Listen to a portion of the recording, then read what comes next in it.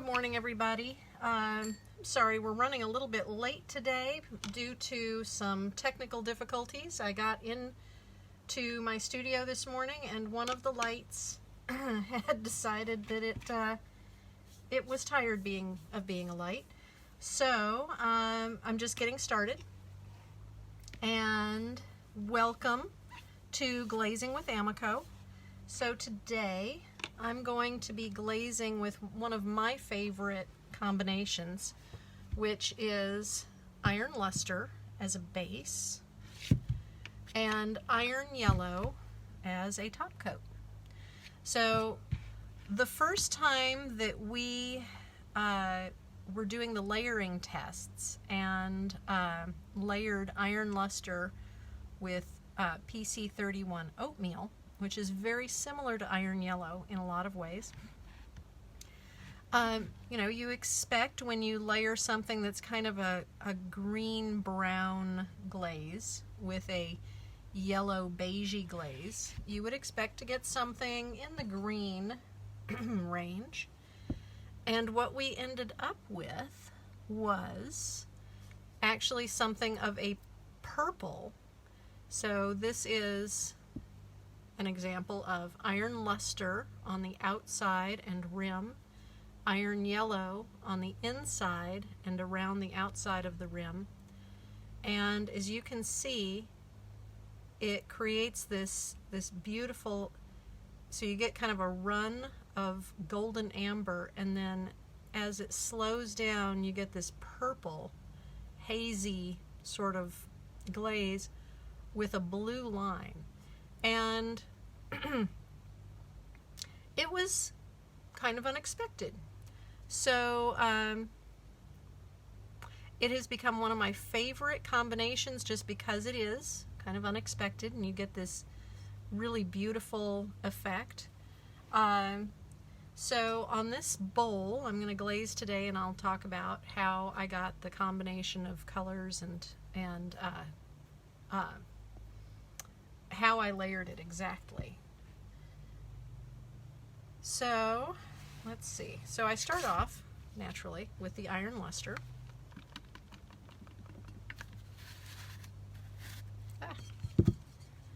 I've already cleaned my bowl, so it is ready to glaze. And what I did when glazing, I load up my brush, and of course if you've watched any of these videos before, this is an AMACO Fitch fan brush. It is on the amaco.com website. Find it under tools, look under glaze tools, and you'll see brushes. My glaze is a little bit lumpy this morning. I'm not worried about the lumps. They are not anything to be concerned about. And you can see I load my brush up pretty often. Reload it with glaze so that I get a nice juicy coat of glaze on there. Yeah.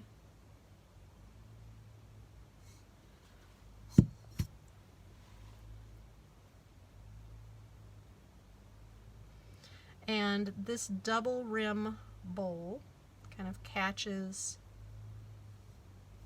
the glaze in that edge, makes kind of a nice blue line where it gets thick. So I want to make sure to get some of the iron luster into that.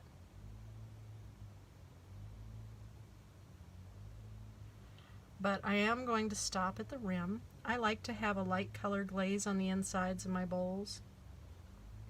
It's also nice if you like to have liner glazes to just have a single food safe glaze on the inside where it contacts food if you're not wanting to contact a lab, get testing done.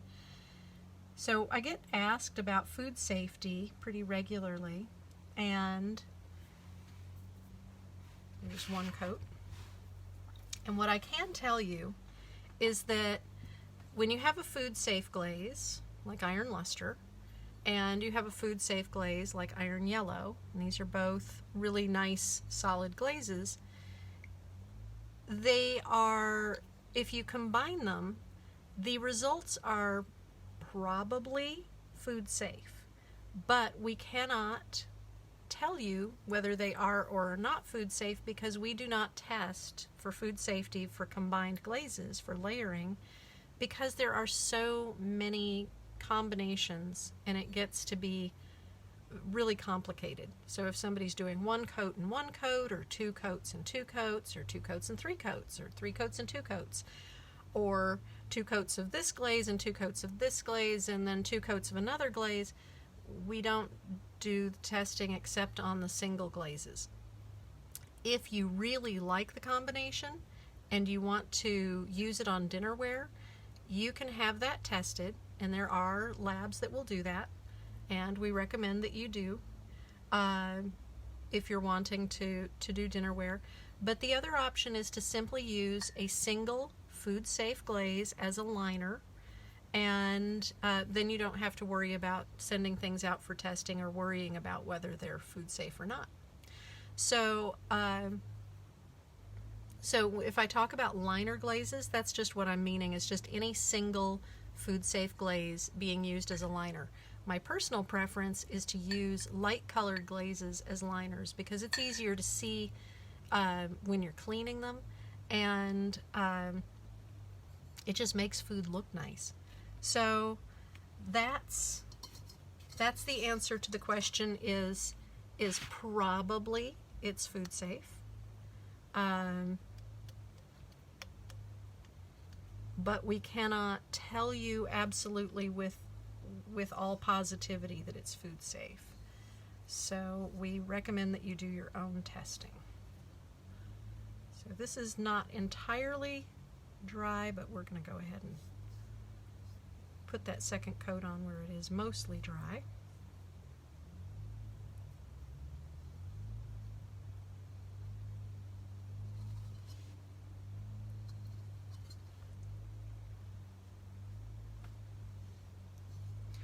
So for this, for the layering, when you see the layering combinations for Potter's Choice glazes on the AMACO website or on our layering pages that we send out, or you can download from our website, because we do not currently send out printed literature. If you look at those, most of those, not all, but most, are two coats of the base glaze and two coats of the top glaze. So for this bowl, I did do that section where it's overlapped as two coats and two coats.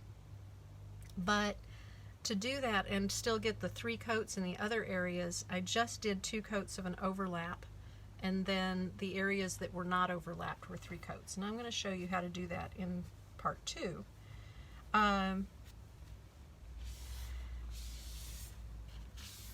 I really have to say, I love how many people have so many different ways of showing that how they do their glazing. I have seen so many different methods on our 5-6 group, and you guys are great. I love that, you know, even just taking a photo and writing down like 2 coats of PC-33 Iron Lustre. You remember that it's IL.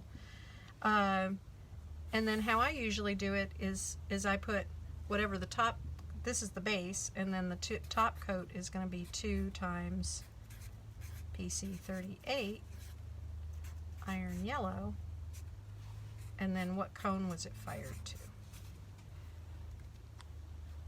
And I love how many of you take a photo of that and then you can reference it. The main thing is just to always take some kind of notes, because I guarantee you will not remember. No matter how many or how few things that you glaze, there's going to be a day that you go, what in the world did I put on that? I do not remember. So always write it down. You can see here. There it is. 2 coats of PC-38, 2 coats of PC-33, cone 6.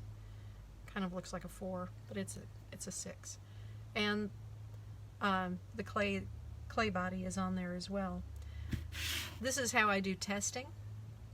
That's not how I would do things if I was selling them, but since these are for testing, it's a little different. And I'm going to let this dry, and I'll be back at 12:30 to finish up this bowl.